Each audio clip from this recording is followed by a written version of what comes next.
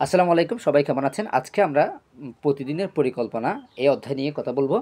So আমরা এটা কোন বই নিয়ে আলোচনা করতেছি সেটা একদম ভিডিওর শেষে বইয়ের নামটা আমরা বলে দিব। যদি আপনারা বই পড়তে ইচ্ছুক হন তাহলে বইটা সংগ্রহ করে পড়তে পারেন। ওকে? সো আমি মূলত প্রতিদিন এই টাইপের ভিডিওগুলা বিভিন্ন বই থেকে আমি করে থাকবো। সো প্রতিটি অধ্যায় নিয়ে করব। শুধু সিঙ্গেল একটা অধ্যায় নিয়ে করলাম। যেটা আমার কাছে ভালো মনে হয় এটা নিয়ে করার চেষ্টা করব। সো আপনারা আশা করি যারা দেখবেন তারা সাপোর্টিভ হবে বলে আশা রাখছি। সো এখন আমরা কথা যেটা বলতে সেটা হচ্ছে কি প্রতিদিনের পরিকল্পনা গ্রহণ করুন। সো কীভাবে একজন অ্যালেক্স ম্যাকেনজি একটা কথা বলেছে, সেটা হচ্ছে মানে পরিকল্পনা ছাড়া কাজ করা হচ্ছে সকল ব্যর্থতার কারণ। সো এটা কিভাবে আমরা জানি, আমরা সবাই বলতে পারি, সমস্যা নেই।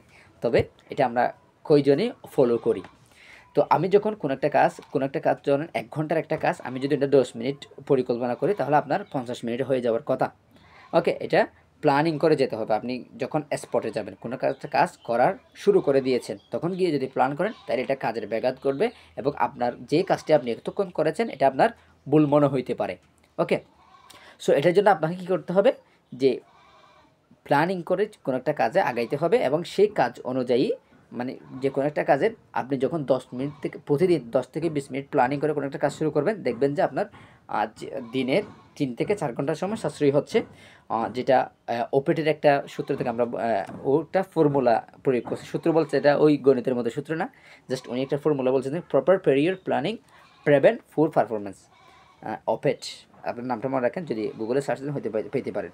তা আগে ঠিক করা সঠিক পরিকল্পনা ব্যক্তিকে দুর্বল কাজ থেকে কী করে, দুর্বল পরিকল্পনা থেকে রক্ষা করে। আপনি যখন চিন্তা করবেন যে আপনার উৎপাদনশীলতা কর্মদক্ষতা বৃদ্ধির জন্য পরিকল্পনা কতটা সহায়ক, এটা নিয়ে আমরা অনেকে চিন্তা করি না। যে আপনি কি একটা কাজ করতেছেন সেটা কতটুকু ভালো হবে সেটা সম্পূর্ণ ডিপেন্ড করে কিসের উপর, আপনার পরিকল্পনার উপর। তো যখন অবাক হবেন কত কম লোক প্রতিদিন তা অনুসরণ করছে।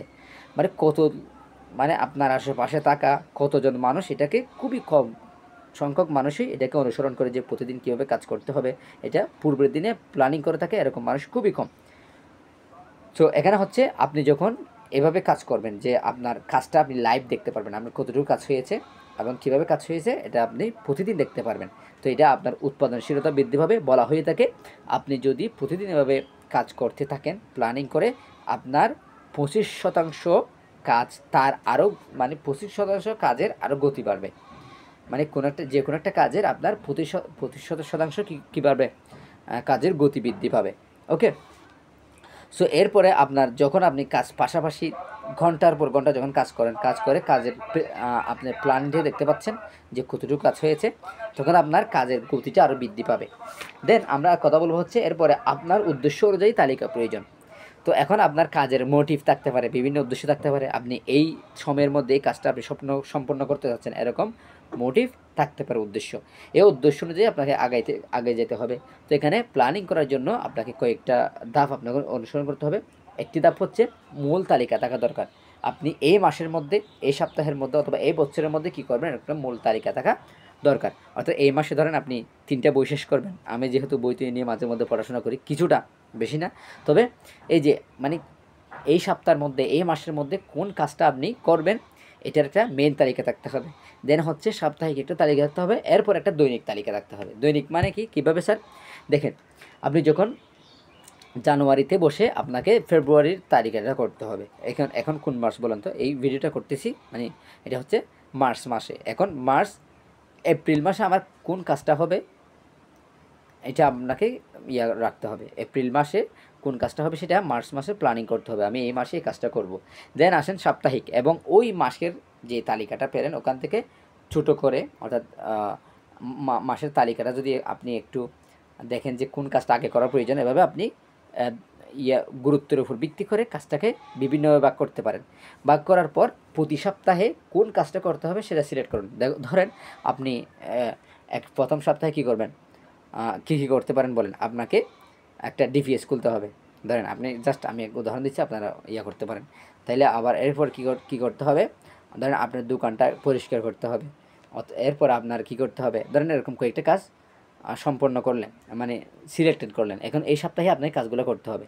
এখন এই সাপ্তাহিক কাজ থেকে আপনি এগুলাকে 7 ভাগে ভাগ করেন অথবা 8 ভাগে ভাগ করেন অথবা 4 ভাগে ভাগ করেন, এটা আপনার বিষয়। তবে আপনার এভাবে কাজটা প্ল্যানিং করতে হবে যে আমার দৈনিক কাজগুলা আমি কতটুকু কাজ করব। এটা করলে কি হবে দেখেন, এখানে একটা কথা বলছে, এরপর মাসিক এবং সাপ্তাহিক তালিকা থেকে আপনার দৈনিক তালিকা স্থানান্তর করুন।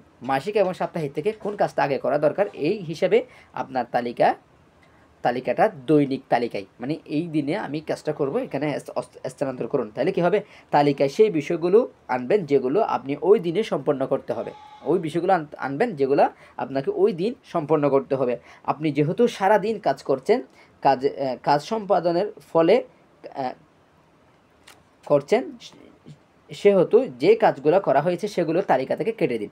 আপনি একটা কাজ করছেন, আমরা কি চেক মার্ক দিই না, মোবাইলের চেক মার্ক দিন, এভাবে আপনি মোবাইল অথবা কম্পিউটার যে কোনোভাবে সেভ করে কাজটাকে চেক মার্ক দেবেন। অথবা আপনার এরকম ব্যক্তিগত খাতায় আপনার এই কাজটি হয়ে গেছে, এখানে একটা আপনি কী করতে পারেন, কাজটা হয়ে গেছে মানে কেটে দিতে পারেন আর কি। তো সবচেয়ে হচ্ছে কেটে দেওয়ার চাইতে টিক চিহ্ন দেবেন, কারণ আমাদের মাইন্ড হচ্ছে বেশিরভাগ পজিটিভ জিনিস কী করে, ওন করে, ঠিক আছে। তো নেগেটিভ যদি আমরা বেশিরভাগ পোস্ট করি তখন এক সময় গিয়ে সে ট্রেন আপ হয়ে যায় যে আমাকে নেগেটিভগুলো কী করতে হবে, বেশিরভাগ অ্যাকসেপ্ট করতে হবে, এরকম মনে হয়। সেজন্য আমরা সবসময় রাইট ওয়েতে থাকার চেষ্টা করব। ওকে, এরপরে হচ্ছে এর ফলে আপনার কি হবে, যে আপনি দিনে কাজটা করতেছেন, মানে এর ফলে কাজ সম্পাদনে একটি চিত্র আপনি দেখতে পাবেন, মানে আপনার কাজ কতটুকু হয়েছে।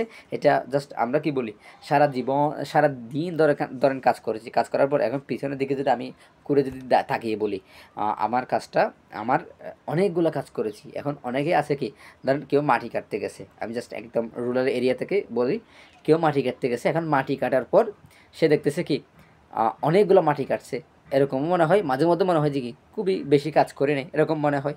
তাহলে এরকম মনে হওয়ার কারণে তো আমরা কি করব, কাজগুলো আমি এতটুকু কাজ করব, এতটুকু করার পর এটা চিত্র থেকে মানে তালিকা থেকে আমি কেটে দিব। এখন আপনার কাজের একটা প্রপার চিত্র ইমেজ আপনি দেখতে পাবেন। দেখতে পেলে কি হবে, এই যে আপনার কাজের দক্ষতা, আপনি কতটুকু কাজ করেছেন, আপনার কতটুকু সফল এবং কতটুকু বিফল করতে পারেন না, এটা আপনি দেখতে পান। যদি আপনি ভালো কাজ করতে পারেন, যখন আপনার পোর্টফোলিওটা আপনি দেখতে পাবেন, তখন আপনার নিজের প্রতি শ্রদ্ধাবোধ বেড়ে যাবে, হ্যাঁ আমি এই কাজটা করতে পারি। এরপরে আপনার প্রতি আত্মবিশ্বাস যেটা আছে সেটা বেড়ে যাবে, হ্যাঁ আমার এই কাজটা করার এবিলিটি আছে, আই ক্যান ডু ইট। ওকে, এরপরে হচ্ছে কি, এর ফলে আপনার দক্ষতা এবং শ্রদ্ধা যখন নিজের প্রতি বৃদ্ধি পাবে, তখন আপনার আরেকটা কাজ কমে যাবে, সেটা হচ্ছে কি আপনার দীর্ঘসূত্রিতা কমে যাবে। করবে বলে যে শুরু করা একটা প্রবণতা, এটা কমে যাবে।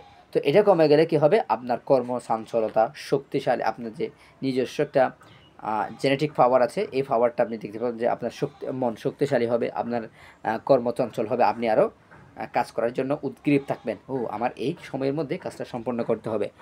এরপরে হচ্ছে নিজস্ব দক্ষতাও অন্যতম গুরুত্বপূর্ণ নিয়ম হলো, এখন আপনার নিজস্ব পাওয়ারমেন্ট যদি দক্ষতা এবং এগুলো বোঝার জন্য আপনাকে একটা সূত্র অথবা আপনার একটা ফর্মুলা ইউজ করতে পারি, সেটা হচ্ছে কি 10/19। আমি এখানে দিয়ে দিব স্ক্রিনে কোথাও, 10/19। এটার অর্থ কি, 10 থেকে আপনি কোনো একটা কাজ যখন, এখানে আমি বইয়ে হুবহু যেভাবে লাগছে একটু বলার চেষ্টা করি, দেন আমি একটু বলবো। হ্যাঁ, এই নিয়মগুলো উল্লেখ করা হলো, আপনি কোনো কাজ শুরু করার আগে প্রথম 10% পরিকল্পনা করুন। মানে আপনার কাজটা ধরেন 100%, মানে কোনো একটা কাজ করতে হবে, এটাকে আপনি 100 ভাগ করবেন, এখান থেকে প্রথম 10 ভাগ যে সময়টা লাগবে ওই 10 ভাগ পরিকল্পনা করুন, আর বাকি 10 ভাগ দেখবেন যে এমনি হয়ে গেছে, তা আপনার 90% কাজের সময় এখান থেকে বেঁচে যাবে। যদি আপনি কাজটা করে মোট পয়েন্টে স্পটে গিয়ে প্ল্যান করেন, তাহলে আপনার কাজটা যথাসময়ে হওয়ার সম্ভাবনা খুবই কম থাকে, ঠিক আছে। এটা অনেক সময় হয় না। সো এর অধ্যায়ের শেষে আমরা একদম শেষে আপনাদের সাথে একটা এমনি পার্সোনাল ডিসকাস হচ্ছে, আপনি যখন কোনো একটা কাজ করবেন, এখন সবচাইতে কঠিন কাজ কোনটা সেটা আপনি সিলেক্ট করবেন, এবং সবচাইতে কঠিন কাজটা আগে করতে পারলে বাকিগুলো হয়ে যায়। হ্যাঁ, যাদের দীর্ঘসূত্রিতা থাকে যে আমরা কোনো একটা কাজ শুরু করব বলে অনেক দিন করি না, এটা হচ্ছে আমাদের একটা দীর্ঘসূত্রিতা। এটা যাতে আমরা প্রিভেন্ট করতে পারি, কমাইতে পারি, এটার জন্য আগে প্ল্যানিং করতে হবে এবং সেই প্ল্যানিং অনুযায়ী কাজ করতে হবে। এবং প্ল্যানিংটা কবে করবেন এটা নিয়ে আমাদের এই বইয়ে মনে হয় সুন্দর বিশদ আলোচনা আছে, দেন আমরা আগামী কোনো ভিডিওতে আলোচনা করবো ইনশাল্লাহ। তো সবাই ভালো থাকেন, সুস্থ থাকেন, অ্যান্ড আমি আশা করছি আপনারা সবাই সাপোর্টিভ হবেন। সো আসসালামু আলাইকুম ওয়া রাহমাতুল্লাহ।